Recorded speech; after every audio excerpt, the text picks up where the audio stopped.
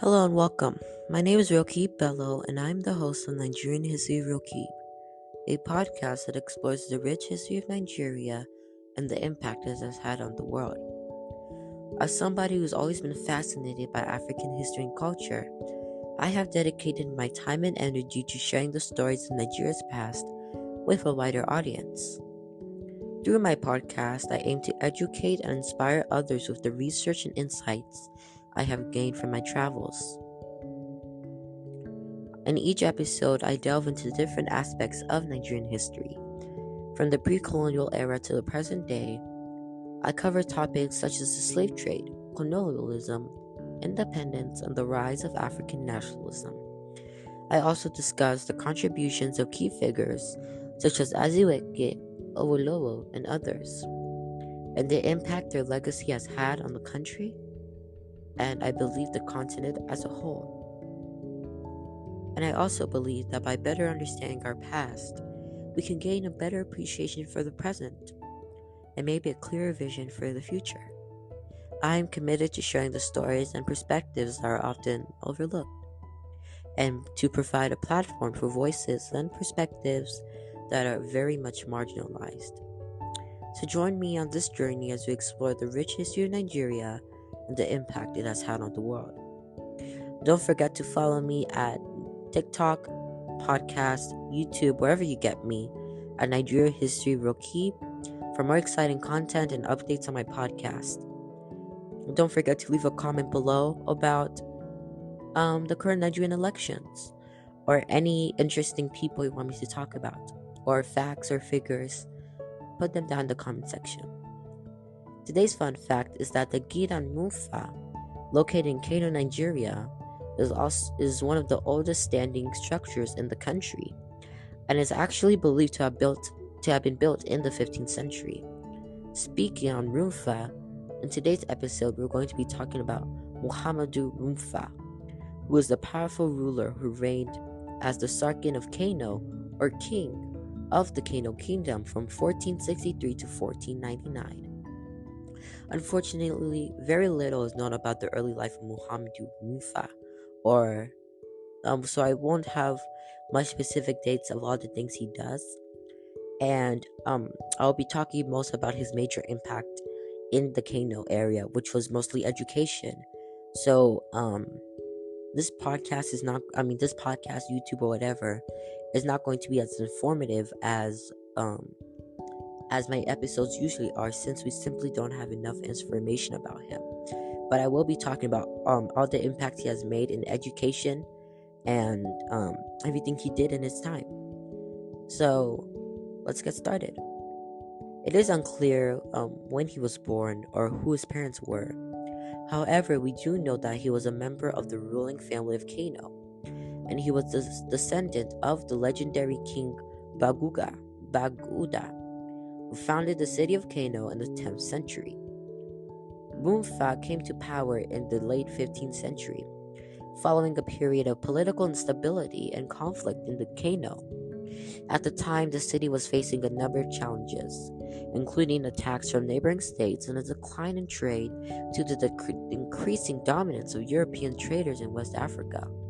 Rumfa was able to reunite the people of Kano and restore stability to the city, and he went on to become one of the most powerful and respected rulers in West Africa. Rumfa's efforts to promote education in Kano were particularly significant because they helped to create a class of educated elites who could contribute to the intellectual and cultural life of the city. The school he established in Kano was known as the Madrasah Muhammadu Rumfa, which was known as one of the earliest formal educational institutions in West Africa. The curriculum included the study of Islamic law, theology, and Arabic grammar, and it also attracted scholars and students from across the region. Students who completed their studies at the Madrasah were often appointed into positions of authority in the city, which helped to create a class of educated elites who could contribute to the development of Kano. One of the most remarkable aspects of the Madrasah was its inclusivity. The school was open to all, regardless of their social status or background.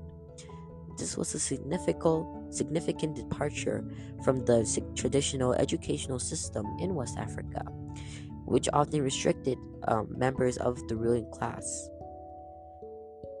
The Madrash attracted students from a wide range of backgrounds, including farmers, traders, and artisans. Women were also allowed to attend the Madrash, which was a progressive development in a time when education was not widely available for women. The establishment of the Madrash had a profound impact on the intellectual and cultural life of Kano. It helped to create a culture of learning and scholarship in the city, which had a lasting impact on its development.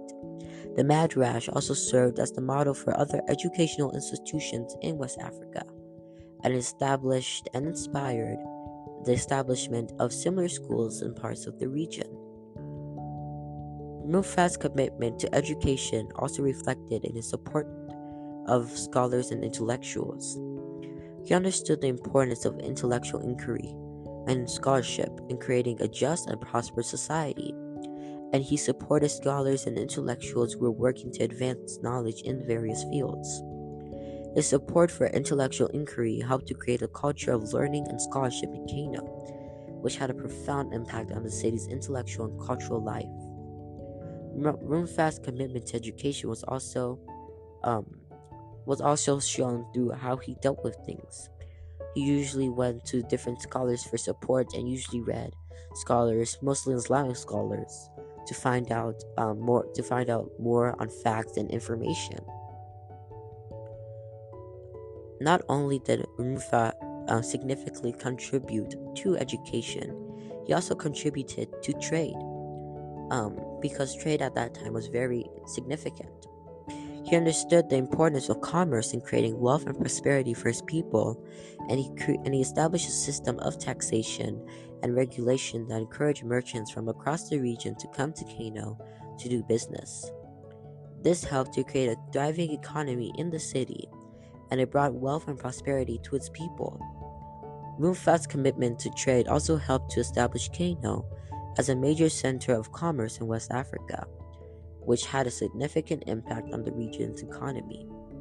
One of the ways in which Rumfa supported scholars and intellectuals was by inviting them to Kano to share their knowledge and expertise with the people of the city. He is known to have corresponded with scholars from other parts of the Islamic world, and he often invited them to visit Kano to deliver lectures and participate in scholarly debates.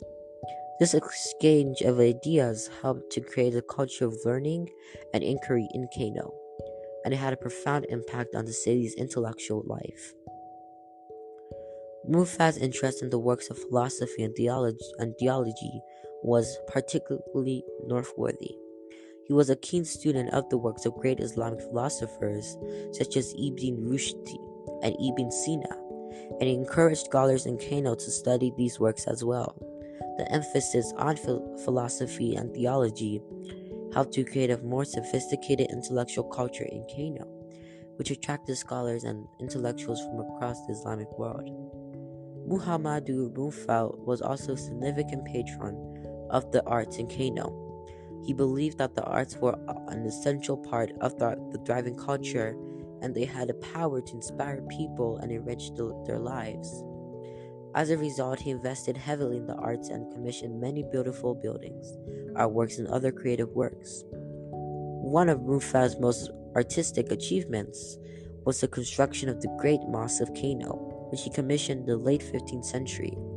The mosque was one of the largest and most impressive in West Africa at the time, with a capacity of over 12,000 worshippers. The mosque was built with local materials including mud, wood, and stone, and it featured stunning decorative elements such as intricate carvings and calligraphy. Rumfa also commissioned many other beautiful buildings through Kano, including palaces, fortresses, and public buildings. These buildings were designed to be both functional and aesthetically pleasing, with elaborate decorative elements such as carved wood and plasterwork. In addition to this patronage of architecture, Rumfa was also supported musicians and poets. He was known to be the lover of music, and he encouraged the development of musical traditions in Kano. He also supported poets and other literary figures who contributed to the rich cultural life of the city. One of the most significant literary figures of Mufa's reign was the poet Muhammadu Sharif, who was one of the most famous poets in West Africa at the time. Sharif was known for his beautiful and powerful emotional poetry, which often dealt with the themes of love, faith, and social justice. Rumfa supported Sharif's work and provided him with a platform to share his poetry with the people of Kano. In conclusion, Nigeria's history is filled with fascinating stories of great rulers, kingdoms, etc., and Kano was one of them. He led the foundation for Kano and Nigeria as a whole for art, kindness, education, trade, and he established Kano as a powerful kingdom in his area. He taught the world and Nigeria the importance of education, and he made sure to be one of the founding steps of Nigeria's education system thereon. So, in conclusion, Nigeria's history is filled with fascinating stories of great rulers, powerful kingdoms, and our cultural and artistical achievements. Through exploring these stories, we gain a deeper understanding of Nigeria's past and complex past, and the many contributions it has made to the world. If you are interested in learning more about Nigerian history, please follow me on wherever you get my podcasts, where I'll be sharing stories about the people and events that happened to shape this remarkable history. Together, we can discover a diverse and vibrant history of Nigeria and gain a deeper appreciation for the country's enduring legacy. Thank you guys for listening. Have a great day. And also, don't forget to comment down below anything about the Nigerian elections or things you want me to talk about. Thank you guys so much for listening again, and bye bye. I'll see you next Friday. No, next Sunday for my YouTube, next Wednesday for my podcast.